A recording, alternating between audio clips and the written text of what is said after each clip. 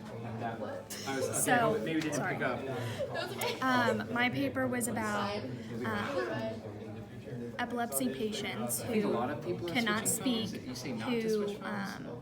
when they have surgery to go remove like tumors or something, that the surgeons are able to insert electrodes into the temporal cortex of their brain, and then attach those electrodes to a computer interface in order to, and the computer interface is able to decipher what they are trying to verbalize into like intelligible words that the computer then speaks out.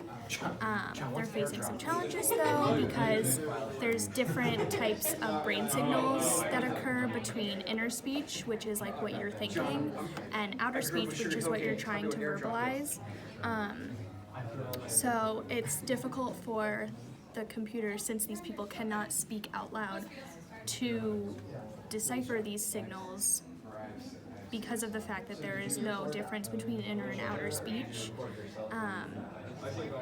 So it's almost like kind of like a Stephen Hawking kind of situation, except he used like a twitch in his eye to tell the computer what to read out loud, whereas this is like more invasive and it's trying to read brain signals rather than like a physical movement.